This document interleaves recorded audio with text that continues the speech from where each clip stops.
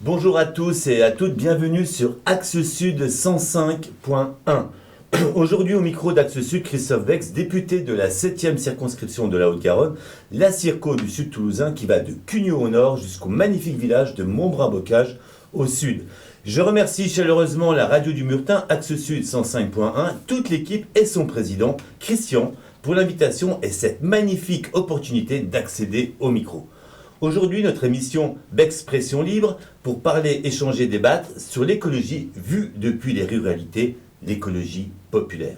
L'idée de cette émission est d'aborder un sujet de société et d'en débattre avec notre invitée du jour, Fanny Hugues, sociologue et autrice d'une thèse sur les débrouilles rurales qu'elle nous expliquera dans quelques instants. Le dérèglement climatique est là et il impacte directement nos vies, nos corps et les conséquences sont réelles autour de nous. Canicules, tempêtes, sécheresse, inondations, montée des eaux, activité économique impactée. Et depuis plus de 9 années, nous avons des gouvernements irresponsables qui ne nous protègent pas. Leur politique est de préserver une poignée au détriment de la très grande majorité et de fracturer la population sur des thèmes démagogiques au bénéfice de l'extrême droite.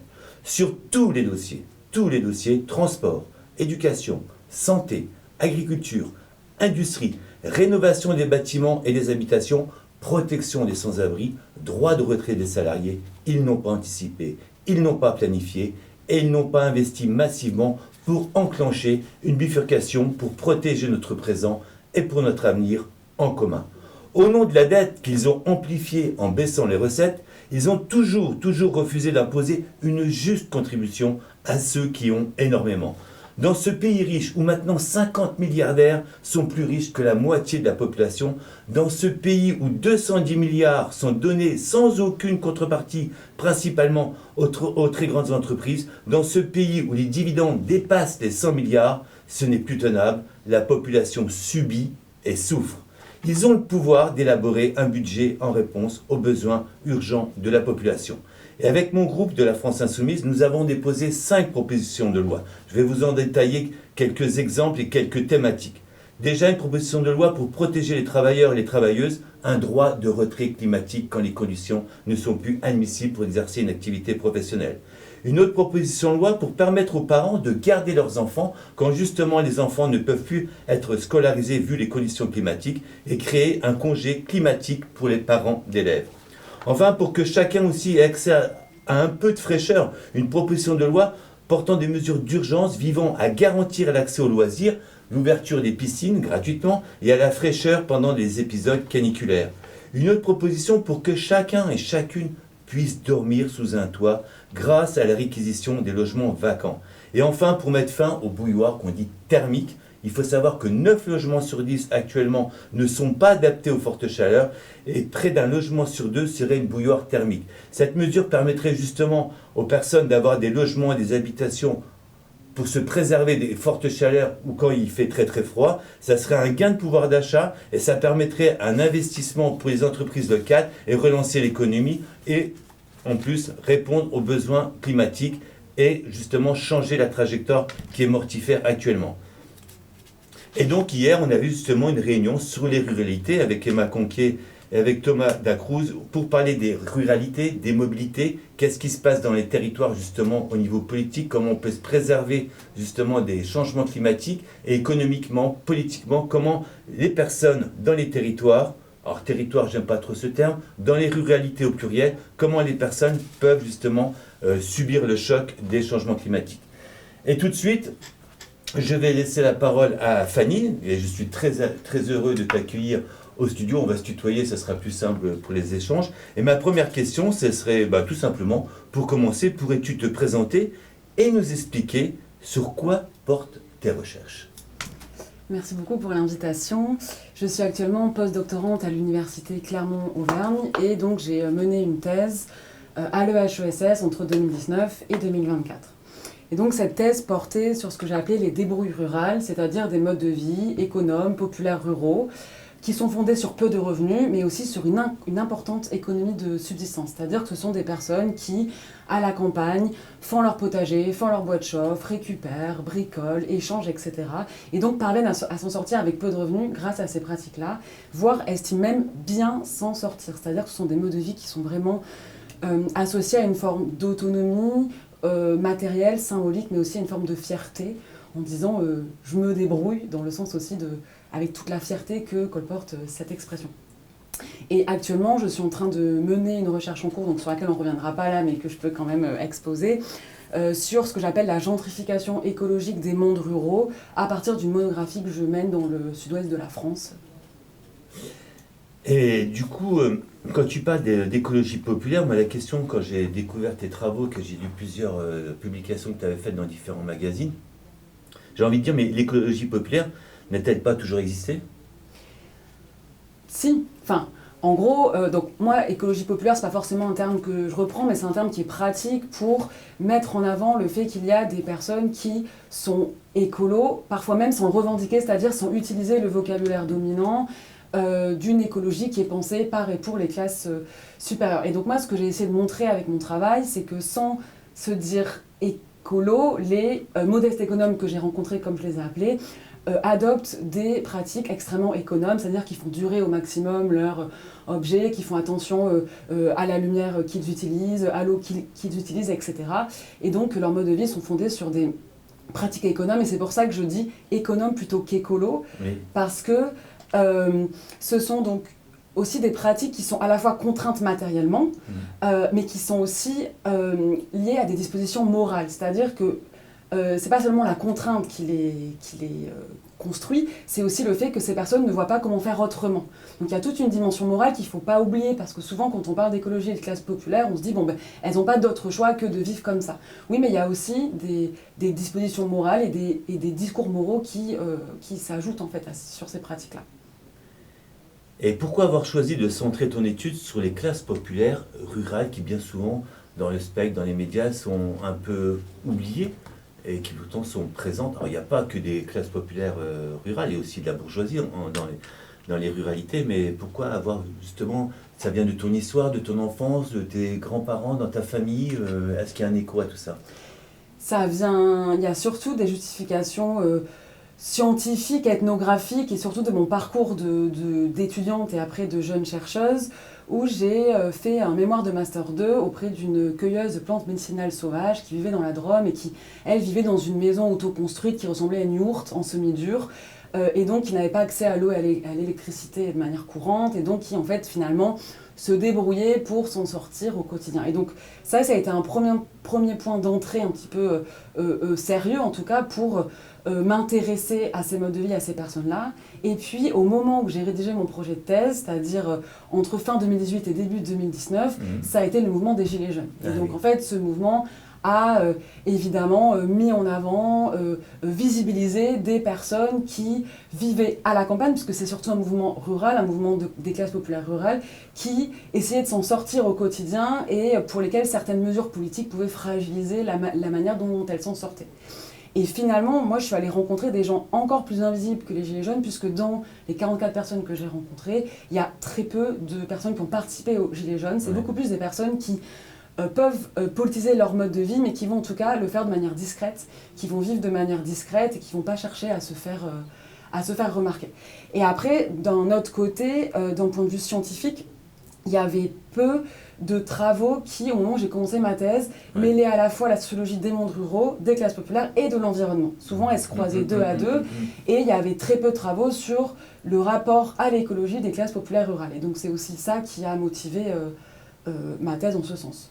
C'est vrai que c'est intéressant, parce que là, tu fais référence aux Gilets jaunes, et quand il y a le mouvement des Gilets jaunes qui s'est déclaré, on va dire les écologistes, enfin le mouvement écologiste ou les écologistes ont critiqué énormément les Gilets jaunes en disant oui, ils manifestent pour pouvoir utiliser leur voiture, leur diesel avec leur gauloise maïs, et ils ont été, on va dire, méprisés, on va dire, par une partie de la gauche, et j'en conviens. Et là, tu vas à rebours de ces idées reçues en disant que les personnes qui vivent justement dans les ruralités sont écologistes sans savoir, parce que peut-être par contrainte, mais ils sont peut-être plus écologistes que les écologistes qui les condamnaient moralement. Et donc ton angle de vue, c'est pour ça que je pense que as percé quelque chose et il y a plusieurs maintenant personnes qui sont pas engouffrées.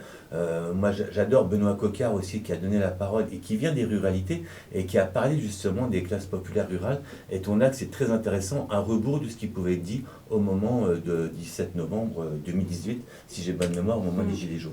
Oui, il y a toute une littérature en sociologie qui montre la manière dont les classes populaires sont moralisées au nom de l'écologie, elles feraient mal, etc. Et notamment dans la campagne, elles rouleraient avec de vieilles voitures diesel. Et donc c'est notamment au nom de ça que les gilets jaunes ont été pointés du doigt aussi, parce que refusant la taxe carbone, ça veut dire être anti-écolo. Les modestes économes que je rencontre ont complètement conscience de ce discours-là et vont même jusqu'à dire, mais en fait, nous, oui, on roule avec de vieilles voitures, mais en fait, ces vieilles voitures, on les a achetées d'occasion ou on nous les a données, on sait les réparer, on peut les réparer, on a accès aux pièces, sous le capot, à la casse, dans des magasins spécialisés, alors que si on devait racheter une nouvelle voiture électrique, où est-ce qu'elle serait construite, où est-ce qu'elle serait fabriquée, dans les pays loin, etc., ça exploiterait des terres et des personnes. Enfin, ça, c'est un discours que j'ai pu retrouver chez certaines personnes qui ont donc...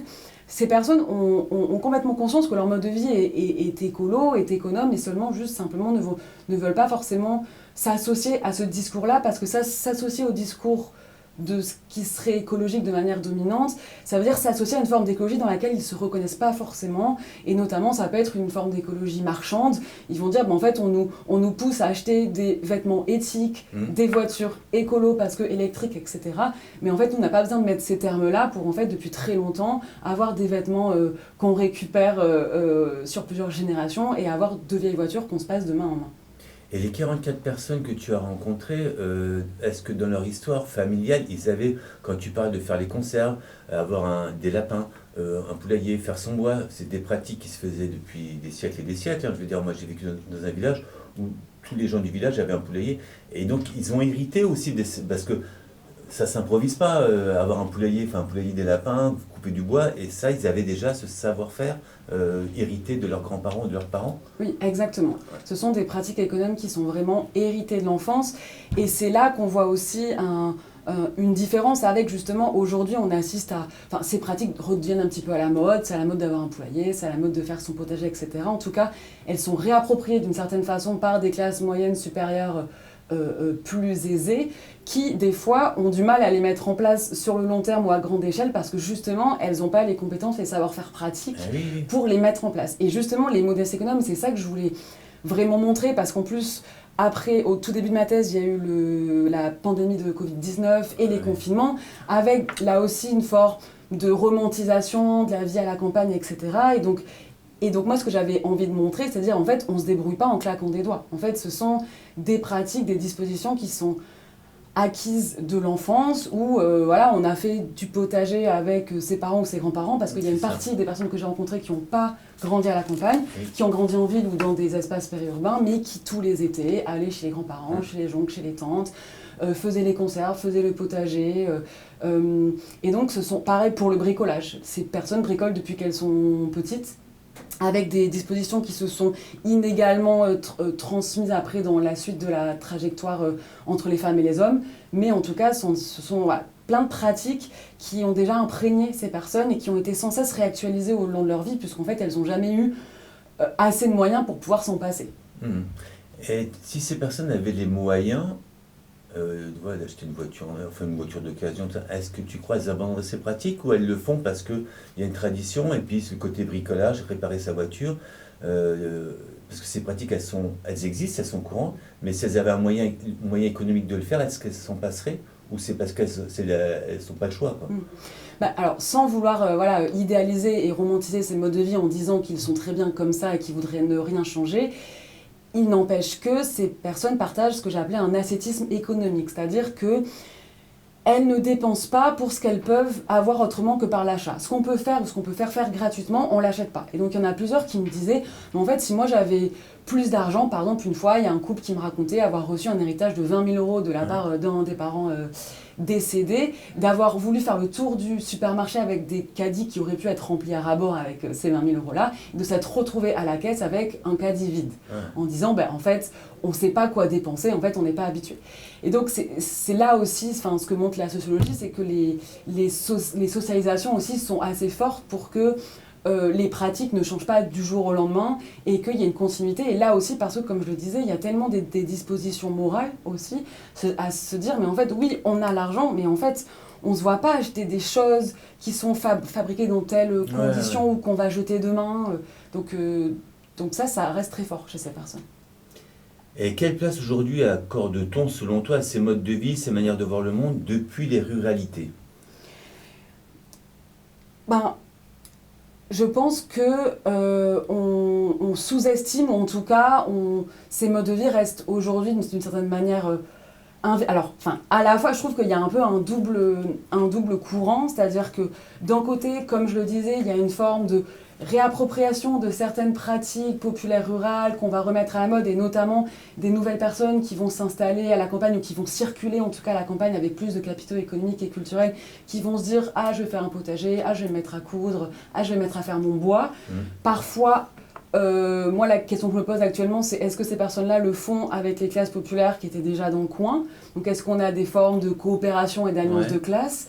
Ou est-ce qu'on retrouve des espèces de conflits plus ou moins latents, ou juste simplement d'ignorance, en voulant, les nouvelles personnes arrivant, voulant faire leurs choses de leur côté sans se préoccuper des personnes qui pouvaient déjà être dans le coin.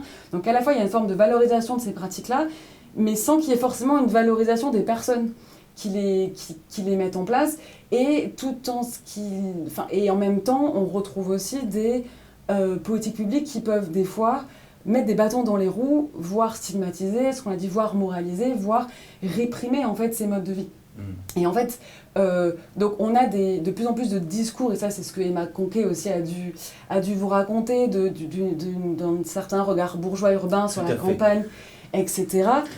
Et en même temps, donc, avec une forme de valorisation d'une écologie qui serait rurale, parce qu'on pourrait avoir accès à des bois, à du terrain, à des bâtiments, etc.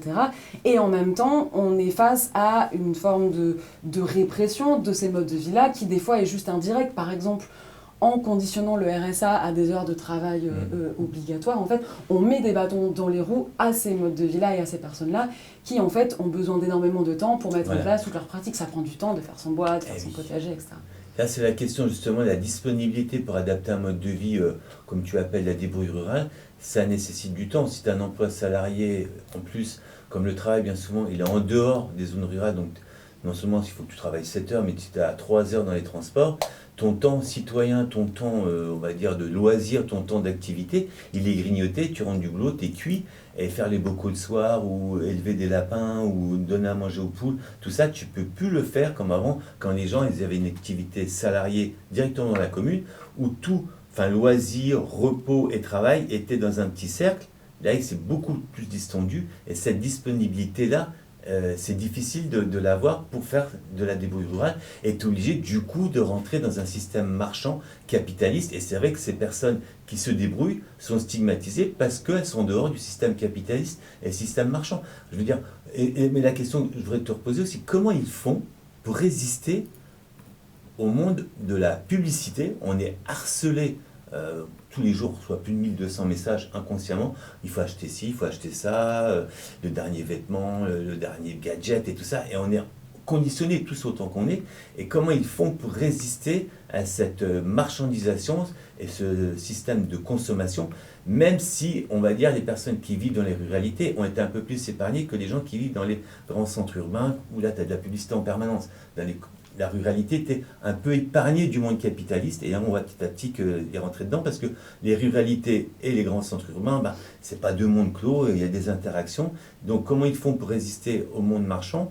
Et la disponibilité, comme tu disais, les personnes qui étaient au RSA pouvaient justement consacrer du temps, un temps citoyen, un temps culturel, pour faire ces activités qui sont utiles pour la planète aussi, pour eux-mêmes, meilleure qualité de vie, savoir fabriquer quelque chose de ses mains. C'est hyper valorisant, et puis je pense avoir une meilleure qualité de vie à tout niveau, quoi. Alors comment est-ce qu'il résiste à la publicité Donc j'ai déjà répondu un petit peu en disant qu'il partageait un ascétisme économique qui faisait qu'il y a des dispositions vraiment morales de dire mais je peux pas acheter un truc que je pourrais avoir autrement, etc. Mais après très concrètement ça passe notamment par le fait de peu se déplacer en fait. Et là ça rejoint ce qu'on disait sur le temps accordé au travail de subsistance, c'est-à-dire que les personnes, enfin moi donc j'ai enquêté en suivant ces personnes toute la journée pendant plusieurs jours à plusieurs reprises et donc je les accompagnais dans toutes leurs activités et de fait je pouvais les accompagner, c'est-à-dire que j'avais pas à les laisser au bureau à 9h et à les récupérer à 18h. Je pouvais passer toute la journée avec ces personnes-là parce qu'elles passaient énormément de leur temps hors du travail rémunéré salarié, c'est-à-dire qu'elles passaient notamment beaucoup de temps chez elles.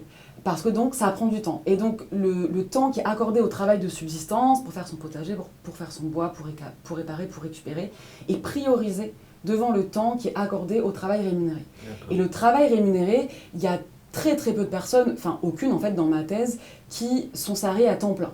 Certaines sont salariées à temps partiel, quand d'autres vont faire du jardinage ou du bricolage contre chèque emploi-service, vont faire des chantiers plus ou moins déclarés, vont avoir du coup recours à certaines aides sociales, que ce soit le RSA ou la pension invalidité ou l'allocation adulte handicapé, parce que ce sont des personnes qui ne peuvent plus travailler ou qui sont retraitées, donc ont des pensions de retraite, et souvent ces sources de revenus se croisent. Et donc, elles ont du temps à passer chez elles et donc, ou chez les autres personnes qui composent leur réseau d'entraide.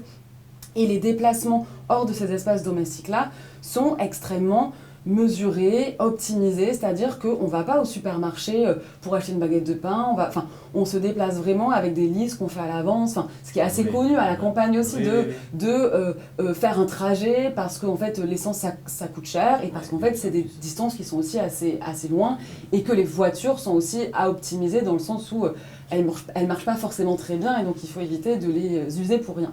Et donc il y a aussi une forme de mise à l'écart, même géographique, physique, qui fait que ces personnes qui ne sont pas constamment exposées à de la publicité ou au monde marchand, c'est des personnes qui vont très peu commander sur Internet. Elles vont par exemple commander des pièces de voitures sur Internet, mais donc ça va jamais... c'est pas des personnes qui achètent des vêtements sur Internet ou qui achètent n'importe...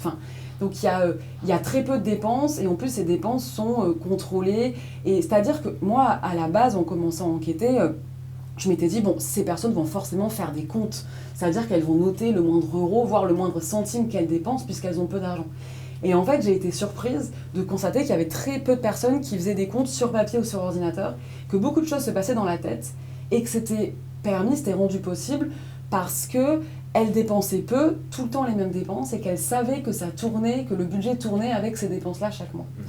Donc ça aussi, ça illustre la manière dont elles sont, d'une certaine manière, imperméables en fait, à certaines incitations à l'achat, etc. Et ce que mon travail montre aussi, c'est que à contrario d'une littérature en sociologie qui montre que les classes populaires, notamment stabilisées, aspirent à être comme tout le monde, à consommer comme tout le monde, à l'ascension sociale, etc. Dans ma thèse, j'ai vu des personnes qui n'étaient pas forcément extrêmement précarisées, mais qui pouvaient, pour certaines, être même un petit peu faire partie des classes populaires stabilisées, qui ne recherchaient pas forcément l'ascension sociale et qui cherchaient surtout à reproduire leur mode de vie sans flancher, donc sans connaître de déclassement social, mais sans forcément aspirer à une ascension sociale par la consommation. Et ça, c'est un des résultats assez forts de mon travail. Et donc les 44 personnes que tu as rencontrées au niveau géographique, sont sur tout le territoire métropolitain. Est-ce que tu as constaté des différences géographiques en fonction des régions moi je suis originaire du Nord-Est, quand on parle du Nord-Est c'est une autre ruralité que celle qu'on connaît en Haute-Garonne, et au niveau de l'agriculture, dans le Nord-Est c'est plus intensif, et ici les propriétés sont plus petites, c'est des plus petites exploitations, avec des traditions paysannes beaucoup plus fortes que ce qui n'existe plus, on va dire, dans le Nord et le Nord-Est. Quand j'ai écouté Emma Conquet, elle est vraiment sur les collectifs paysans. Elle avait tout un discours justement sur la tradition paysanne de ses grands-parents, de ses parents, qui pour moi, dans le Nord-Est, a complètement disparu.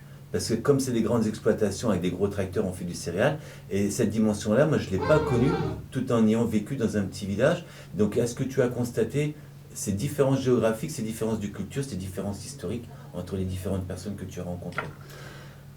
Alors, effectivement, j'ai enquêté dans plusieurs départements c'est-à-dire en Ariège, dans le Tarn, en Haute-Vienne, dans la Sarre, dans le Finistère et en Moselle. J'ai rencontré les personnes, pour un petit peu aussi préciser ça, par le biais notamment d'associations d'aide aux personnes en difficulté financière, juridique, administrative, comme le Secours populaire, Famille rurale, Solidarité paysan. Et puis après, ça s'est fait... donc des fois j'ai rencontré les bénéficiaires ou les salariés de ces associations qui me disaient ah ben j'ai mes parents, j'ai mes frères et sœurs, etc.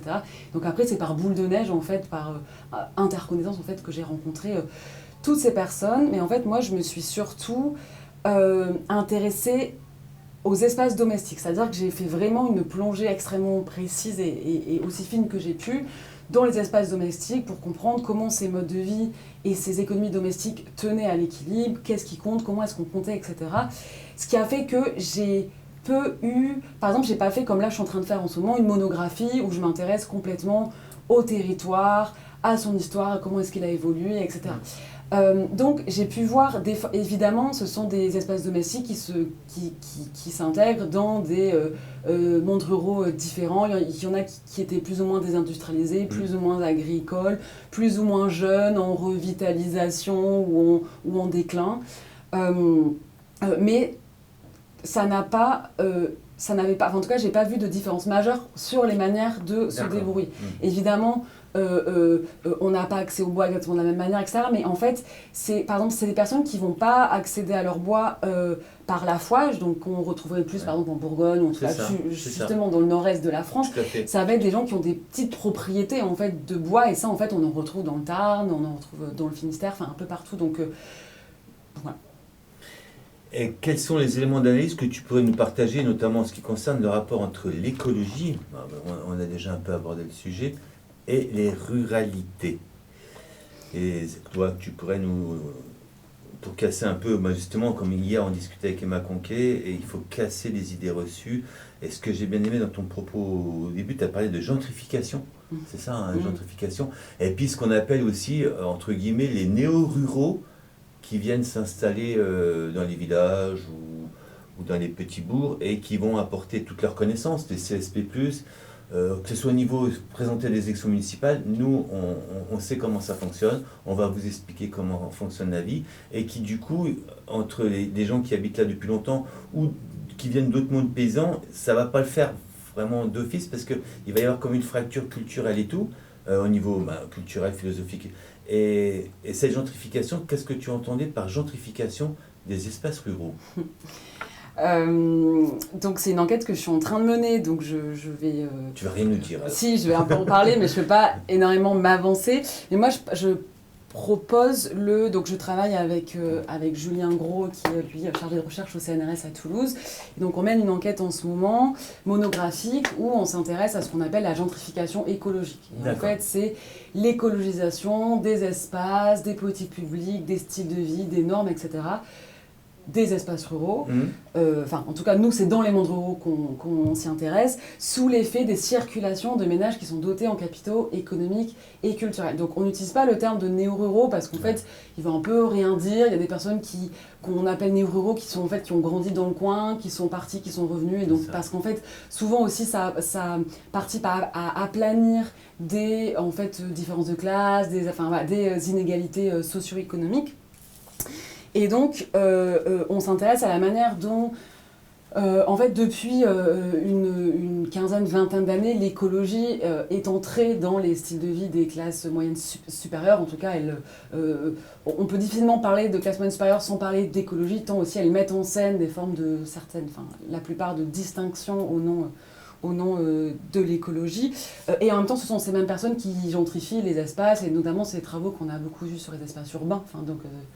De gentrification, mais il se trouve que les styles de vie de ces classes moyennes supérieures incorporent de plus en plus des circulations vers les espaces ruraux. C'est-à-dire que ce ne sont pas plus seulement des personnes qui vont acheter une résidence secondaire dans laquelle elles vont aller 3 semaines l'été, mais c'est des personnes qui vont circuler entre les espaces urbains et les espaces ruraux, et qui donc vont venir participer aux transformations de certains espaces ruraux de manière plus ou moins forte, et notamment en souhaitant faire bouger les choses. C'est une phrase qu'on entend beaucoup dans notre enquête, pour notamment transformer les espaces, les styles de vie, les normes, etc., pour que ça rentre aussi en adéquation avec leur manière de vivre, de se déplacer, de manger, de s'amuser, etc. Après, il y a aussi des personnes qui viennent des grands centres urbains ou qui bossaient dans les grandes métropoles et qui vont venir s'installer à la campagne, qui vont acheter une belle résidence avec vue sur les Pyrénées, et ils vont pas vraiment habiter. Moi, j'appelle que ce sont des résidents, mais au moment du vote, qui vont influer, mettons, les exécutifs locaux il faut préserver. Il y a eu les batailles sur le coq qui chante, plus de sécurité, plus de tranquillité, qui vont avoir plutôt un comportement plutôt conservateur, et que ça va casser l'idée on va dire des personnes qui sont, allez, je reprends les termes néo-ruraux, de gauche, tout ça, cool. Et au contraire, ça va être plutôt des réactionnaires et qui vont justement avoir des communes qui vont avoir un vote plus conservateur, et ça casse aussi l'image des gens qui en fait viennent résider et ne participent pas du tout à la vie du village, et vont même être à rebours de ce qui se passait dans le village, en disant nous, on est propriétaires, mais on veut la tranquillité, la sécurité, et ne nous embêtez pas avec s'il y a une fête populaire, tout ça, ça va nous casser les... C'est pour ça qu'Emma Conquet, j'aimais bien, parce qu'elle a développé ce qu'on appelle l'urban gaze. Soit il y a une vision misérabiliste vis-à-vis des ruralités, c'est tous des ploucs, ou alors c'est à la campagne, ils ont tous des beaux pulls, ils vivent près d'un feu de cheminée, ou la carte postale, comme dans les émissions de télé, avec la vache, tout ça. Et c'est ni l'un ni l'autre, et c'est pour ça que tous les discours et tous les travaux que vous faites, tous, ça casse, parce que c'est très difficile. Moi qui suis issu de la ruralité, quand je suis parti, mais pas vraiment parti, revenu, c'est très difficile quand on parle des ruralités, pour ça qu'il faut les mettre au pluriel. C'est une notion qui est difficile. Même chose pour les villes. Qu'est-ce qu'on appelle ville entre Toulouse ou Muret? Il y a des différences flagrantes, quoi. Donc, on en était sur... Je peux rebondir, si tu veux, sur ce que tu viens de dire. Ce qui est intéressant aussi, c'est que pour des personnes qui ont plusieurs résidences, une en ville, une à la campagne, le vote elles ne peuvent voter qu'à un seul endroit. Oui. Et donc, ce qui est aussi intéressant, c'est est-ce qu'elles vont voter dans leur commune rurale, dans leur commune urbaine. Et donc, des fois, des personnes qui ont aussi énormément de poids dans la vie de tous les jours, dans les espaces ruraux, en fait, ne vont pas voter dans cet endroit-là. Et donc, ne vont pas pouvoir voir les transformations politiques qu'elles voudraient voir, parce qu'elles ne peuvent pas exercer leur droit de vote dans cet endroit-là. Et puis nous, en tout cas, nous, les personnes qu'on rencontre, etc., c'est pas seulement, et c'est même loin d'être des personnes qui veulent venir à la campagne et rester un petit peu cachées, et puis vivre leur vie tranquillement en fonction de leur position sociale. Ce sont des personnes qui vont vraiment vouloir s'investir, par exemple, monter des listes municipales. Donc c'est même un peu peut-être l'exemple inverse des gens qui vont vouloir dire en fait on va modeler une liste pour pouvoir voir les changements qu'on voudrait voir opérer. Et donc ça, c'est une manière d'agir sur la sphère politique, mais ça se retrouve aussi dans la sphère économique, monter des entreprises, etc. Voire dans la sphère associative, monter une association. Alors justement, les 44 personnes que tu as rencontrées, là on vient de parler de politique, mais quel est le regard qu'ils ont vis-à-vis du monde politique, de ce qui se passe à l'Assemblée, ou même du monde politique en général, parce qu'on entend souvent le discours, la politique. Moi je ne fais pas de politique. Et quel est leur regard vis-à-vis des formations politiques, ou même de la politique? Est-ce que pour eux la politique peut changer encore la vie des gens? Ou ils disent non, on va faire par exemple, dans ma circo, il y a Montbrun-Bocage, qui est un charmant petit village, et il y a beaucoup c'est comme le village où le niveau intellectuel et CSP+, est le plus haut, au niveau intellectuel, le plus haut, niveau d'études le plus haut, et c'est le village au niveau revenu qui est le plus faible. Parce que je pense, ça résume, il y a beaucoup de débrouille rural, et il y a une ambiance un peu hippie des années 70. Et c'est vrai que des fois quand je discute avec eux, il y a un côté un peu anard, nous, politique, on se débrouille nous-mêmes. Et est-ce qu'il y a ce regard-là vis-à-vis? Je pense que ça va être divers, mais... Donc déjà, oui, moi, les personnes que j'ai rencontrées ont globalement peu de diplômes. Voilà, il y en a beaucoup qui ont des CAP, certains ont des bacs généraux, voire des bacs +2, mais en tout cas, c'est pas la majorité, et puis ça va pas au-delà. Donc justement, c'est pour ça que c'est très intéressant de croiser à la fois le capital culturel et le capital économique, parce que là, dans la nouvelle enquête qu'on fait, c'est des personnes qui des fois arrivent avec peu d'argent comptant, c'est-à-dire qu'ils sont au chômage, voilà, mais ils ont des très forts diplômes. Donc c'est pour ça que c'est intéressant de croiser ça. Mais donc concernant les modestes économes et le rapport à la politique politicienne, si je peux dire, c'est un rapport assez distant, en tout cas distant vis-à-vis des élections présidentielles, etc., qui se retrouvent un peu plus proches quand on parle d'élections municipales, parce qu'il y en a certains très très minoritaires, mais qui étaient proches d'une liste qui se présentait ou qui voulaient y aller, mais donc voilà, il y en a une qui était conseillère municipale, mais ça c'est vraiment très minoritaire. Sinon, il y a un discours quand même assez distant, et avec aussi le fait de dire, souvent ils disent on se débrouille seul, et ça veut pas dire seul stricto sensu, c'est-à-dire que les débrouilles rurales se font sur une entraide très importante. Par contre, ça veut dire on se débrouille à distance des institutions administratives, politiques, etc. Et donc on essaie de faire au maximum sans les aides sociales, même s'ils en ont besoin, mais voilà, on essaie d'avoir le moins possible à aller aux impôts, d'aller à la CAF, de les avoir au téléphone, de faire des démarches sur l'ordinateur. Et donc on se tient à distance de ça parce que on sait, ces personnes savent, en tout cas revendiquent le fait qu'elles peuvent davantage compter sur leurs proches que sur les politiques ou les institutions administratives, etc.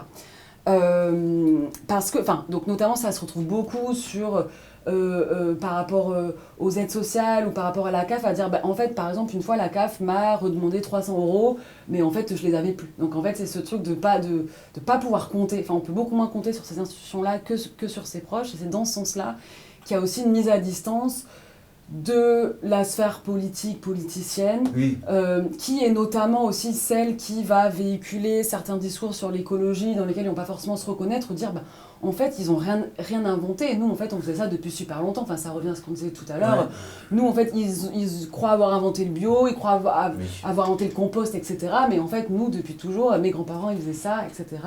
Et donc c'est un peu même c'est un regard moral qui des fois est méprisant en fait aussi vis-à-vis de ces personnes-là, aussi de certains élus des fois locaux. Par exemple il y a une enquêtée qui était éleveuse et qui au moment des législatives donc de 2022 voulait à la base voter pour le candidat Europe Écologie Les Verts, et en fait s'est rendu compte sur son programme qu'il voulait mettre des champs de panneaux photovoltaïques.